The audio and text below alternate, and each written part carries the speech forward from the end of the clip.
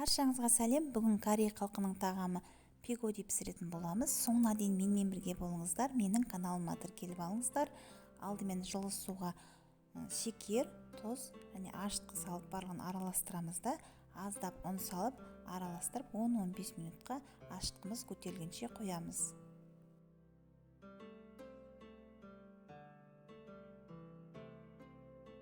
Біздің ашытқымыз көтерілді. Ұнымызды ыдысымызға салып алып, үстіне ашытқымызды құйып, қамыр елеп аламыз.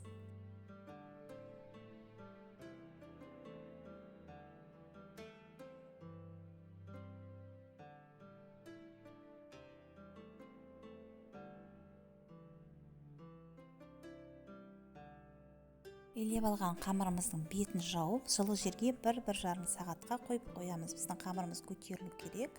Оған дейін біз салмаларын жасайтын боламыз. Алдымен 40 қабатты ұсақтап турап аламыз.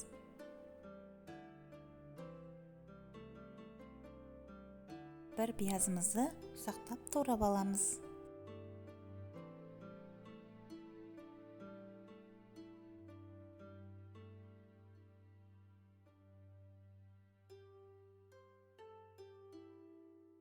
Турап алған 40 қабатымызды ыдысымызға салып алып, үстіне 1 қасық тұз салып, осылай етіп қолымызбен үстінен басып шығамыз.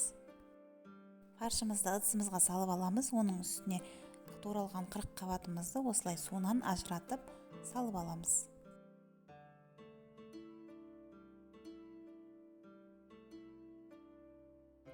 Пиязымызды салып аламыз, тұзымызды салып аламыз, қара бұрышымызды салып, барлығын жақсылап араластырып аламыз. Қамырымыз көтерілді. Қамырымызды алып, бірнеше бөліктерге бөліп аламыз.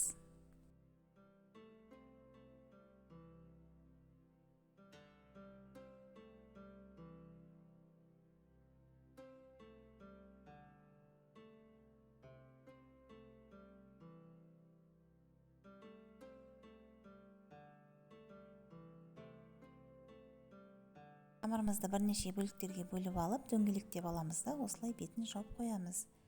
Бір қамырымызды алып, жайып аламыз.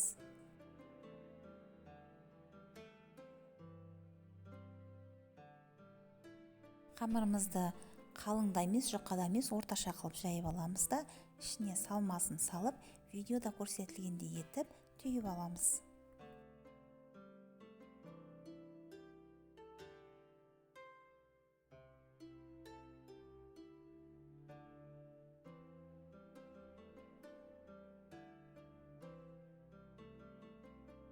Барлық қамырымызды жайып, салмасын салып, осылай етіп түйіп шығамыз.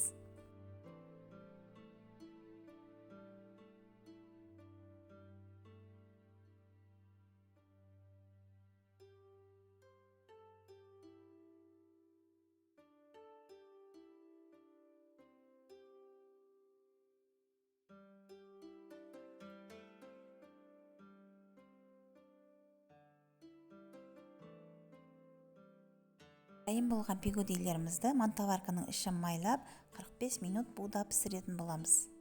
Мантоваркаға салған кезде араларын жақындатпай алшақ-алшақ етіп саламыз. Себебі ашытқыға үйленгеннен кейін буға піскен кезде көтеріліп бір-біріне жабысып қалуы мүмкін. Мінекей біздің пигодиларымыз дайын болды. Бұл пигодиларды түрлі соустармен жеуге болады. Мен бүгін сәбіз салатын пайдаландым. Осылай арасын кесіп салып шықтым.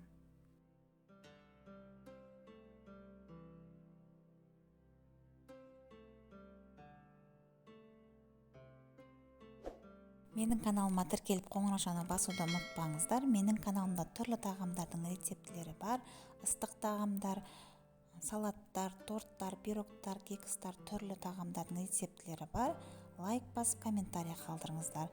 Астарыңыз дәмді болсын. Сіздермен бірге болған Салима.